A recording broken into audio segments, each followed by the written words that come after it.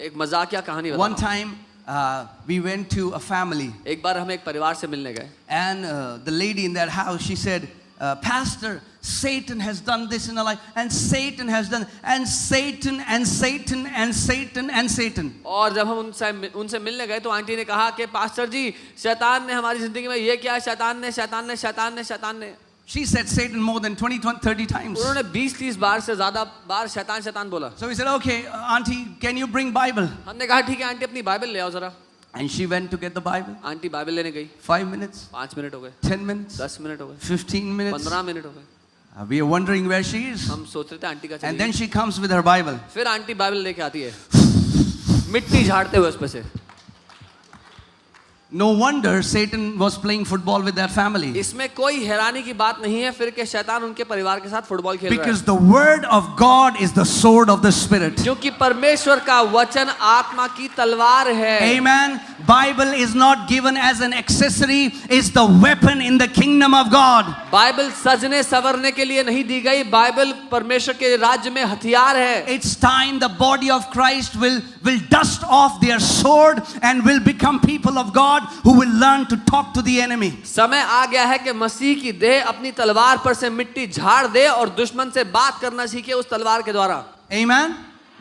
Whatever you need, जो कुछ आपको चाहिए, the answer is in the word. उसका जवाब वचन The में। healing that you need जो चंगाई आपको चाहिए is in the word. वो वचन में है। The deliverance that you need, जो छुटकारा आपको is in चाहिए the word. वो वचन में है। the answer that you need from God, जो उत्तर आपको परमेश्वर से चाहिए, everything that you need is wrapped up in the word of God. सब कुछ जो आपको जीवन के लिए चाहिए वो वचन के अंदर है। Amen.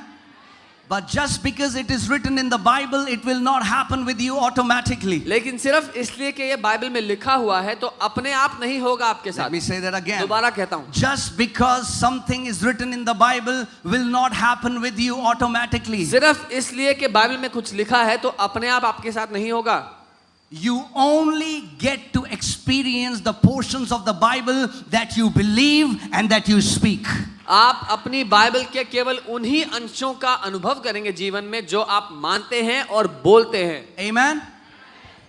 Whatever the Bible says, it is what God says about you. जो कुछ बाइबल आपके बारे में कहती है वो परमेश्वर है जो आपके बारे में कह रहा है, But you will have to agree with it. लेकिन आपको उसके साथ सहमत होना In the होगा। book of Amos, the Bible says, how can two walk together if they do not agree? आमोस की किताब में लिखा है कि जब दो लोग एक बात में सहमत ही नहीं होंगे तो साथ में कैसे चलेंगे। God says you are healed. परमेश्वर कहता है तुम ठीक हो चुके हो, But you are saying, no God, I still have all these symptoms. लेकिन आप कहते हो नहीं ये सारे लक्षण हैं मेरे शरीर We में। have to become people who can believe what is written about us more than what we can see, smell, taste or feel. हमें वो लोग बनना है जो विश्वास करें जो हमारे बारे में लिखा है उस पर, उससे ज्यादा जो हम महसूस कर सकते हैं, सूंघ सकते हैं, देख सकते हैं, छू सकते हैं। Because what you're experiencing right now is a fact. जो आप अभी अनुभव कर रहे हो वो तथ्य है।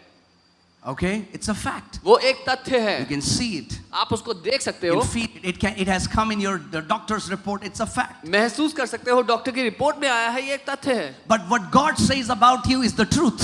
लेकिन जो परमेश्वर आपके बारे में कहता है वो सत्य है। Facts change. Truth is eternal. Truth never changes. तथ्य थोड़े समय के होते हैं, बदलते रहते हैं, लेकिन सत्य सर्वदा का है, कभी नहीं बदलता। Amen. John 17:17 says, your word, O God, is the truth.